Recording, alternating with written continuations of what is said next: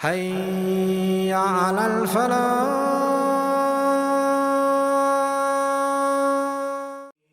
السلام عليكم ورحمة الله وبركاته. بسم الله الرحمن الرحيم. الحمد لله والصلاة والسلام على رسول الله وعلى آله وأصحابه أجمعين. My brothers and sisters, Allah Almighty tells us to develop a relationship with Him in the most beautiful way. Be conscious of what He has ordained.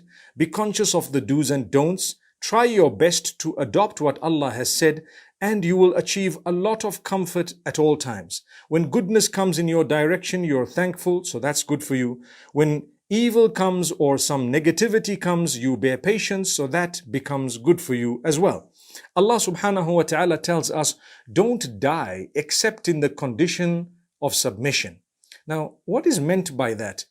In verse number 102 of Surah Al-Imran, He says, وَلَا تَمُوتُنَّ إِلَّا وَأَنْتُمْ مُسْلِمُونَ. Exactly that. Don't die except in the condition of submission.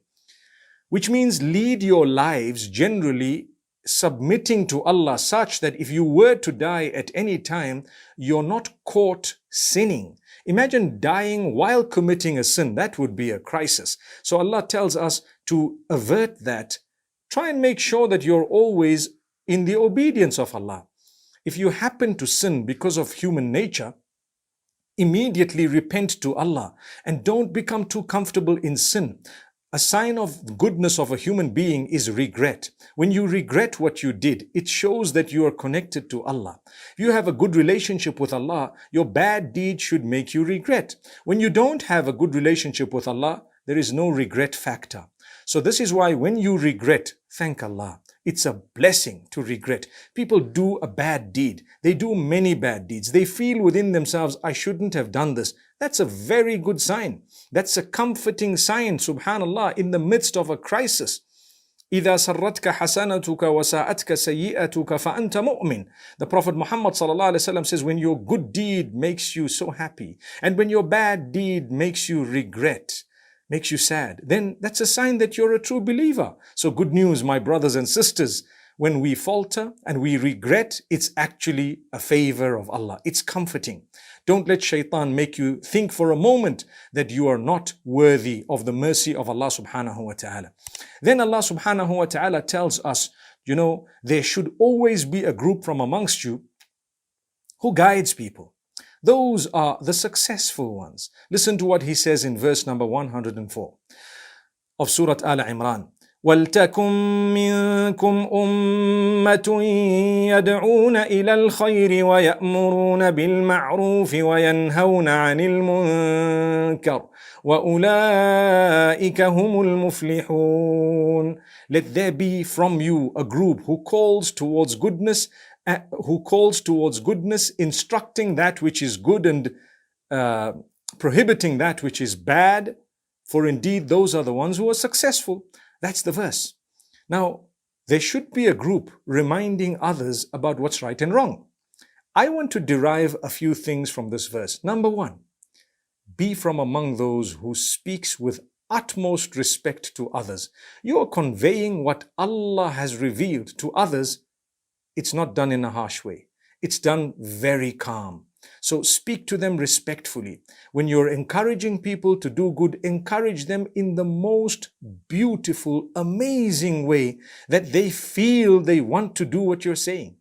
And when you're discouraging them from bad, discourage them in the most amazing, befitting way that they feel that we want to quit this. That's how the Prophet ﷺ used to talk to the people.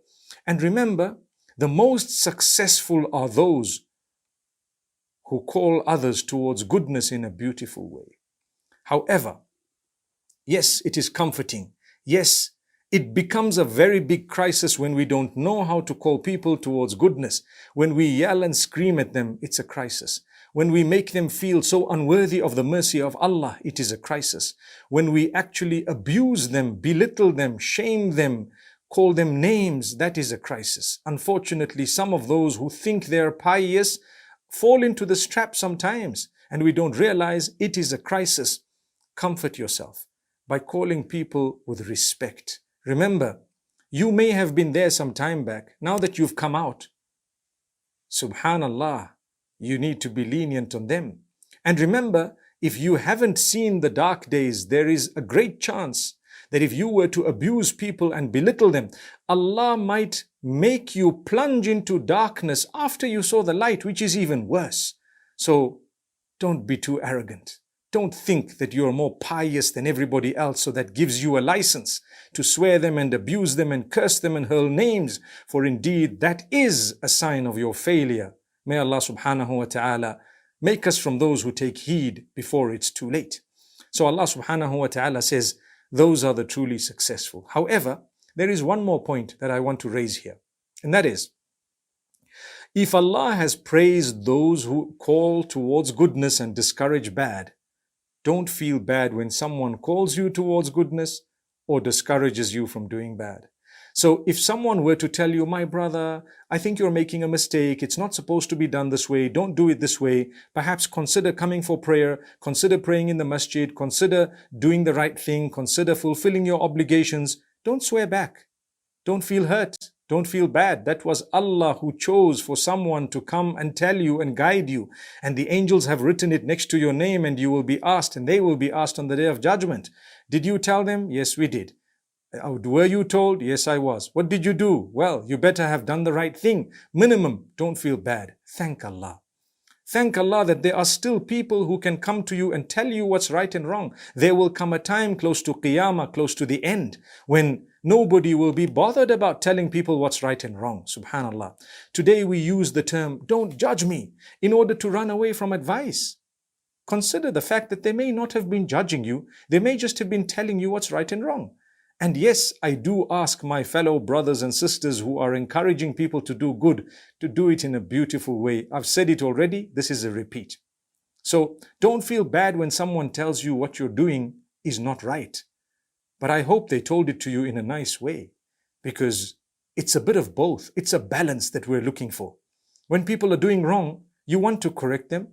You should be honored that someone is correcting you. Those who are correcting should do so in the most beautiful way, and those who are being corrected should accept it in the most beautiful way as well. Your weakness might make you continue for a while, but if you were to respect those calling you towards goodness and prohibiting evil, a day will come when you will quit the evil and you will adopt the goodness. But if you didn't respect them at all and didn't think anything of them, then that day may not come. May Allah guide us. So this is actually a double-edged sword, because on one hand we have people who are harsh, that discourage even those who are trying to come towards goodness. I've known of brothers and sisters who desperately want to come out of the harm that they're inflicting upon themselves. But unfortunately, it is the people who are calling them towards goodness who have done it in such a bad way that they have literally slapped them back into the evil that they were in a defiant way. May Allah protect all of us. All of us. We have a duty unto one another. That's why Allah says, you have been developed for man as an ummah. كُنْتُمْ خَيْرَ أُمَّةٍ أُخْرِجَتْ لِلنَّاسِ. You are the best of people, developed for the people. So you serve the people, subhanallah, by reaching out to them for the sake of Allah, in order to please Allah subhanahu wa ta'ala. May Allah make us from those who take heed. It's a very important lesson. Now, in the Battle of Badr, which was one of the first battles that was fought by the Muslims to regain what they had lost, Allah subhanahu wa ta'ala tells us that two qualities, if they're found in people, the angels may come to help them. Well, at times of difficulty, the angels will come to assist. Subhanallah Rabbil Alameen. When I think of this, it brings tears to my eyes. In the Battle of Badr, if I can just go back, take you to that battle, the Muslims were only 313, and the enemy was actually 1,000 strong, and the Muslims didn't really go to fight. They just went for a certain purpose, and Allah took them all the way to the place known as Badr. And then Allah subhanahu wa ta'ala tells them, you know, we sent 3,000 angels to help you on the day of Badr. And guess what? It's amazing. The day of crisis, the day of war, the day when the belief of the believers was being tested, and Allah says, وَلَقَدْ نَصَرَكُمُ اللَّهُ بِبَدْرٍ. Remember when we helped you during the battle of Badr. Subhanallah. Amazing. Allah subhanahu wa ta'ala says, and this is verse number 145. Allah says, when we informed you of the 3,000 angels and you told the believers of the 3,000 angels, subhanallah, what happened? Yes, Allah gave them even better news of another 2,000 angels who would actually come if they had two qualities on that day. بَلَا إِن تَصْبِرُوا وَتَتَّقُوا وَيَأْتُوكُم مِّن فَوْرِهِمْ هَٰذَا يُمْدِدْكُمْ رَبُّكُم بِخَمْسَةِ آلَافٍ مِّنَ الْمَلَائِكَةِ. Allah says, nay, behold, if you bear patience and you develop your taqwa, if you're conscious of Allah and you bear patience with those two characteristics, if the enemy were to swipe at you right now, we would send you 5,000 angels to protect you. Guess what? They were patient, they developed their taqwa, they were conscious of Allah, they were very, very patient on that day. They continued doing whatever they had to. They fought the enemy as best as they could, and they overcame the enemy with the help of Allah, who sent 5,000 angels to assist them. Amazing. Look at the day of crisis and the comfort sent by Allah. What was that comfort sent by? By two qualities, sabr and taqwa. Develop your patience, develop your relationship with Allah, and here, against the enemy, Allah will grant you victory. And in the same way, my brothers and sisters, throughout our lives, there will be so many challenges, so many things happening, our enemies, people who don't like us for the right reasons, for the wrong reasons, whatever it may be.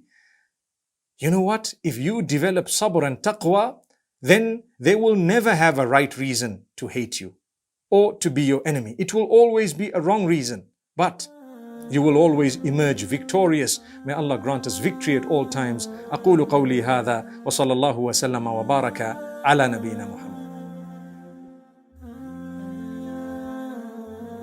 Thank you so much for listening to this short message. I pray that it has increased you in a little bit of motivation and hope, and the same applies to all of us. Jazakumullah khair. Assalamu alaikum wa rahmatullahi wa barakatuh.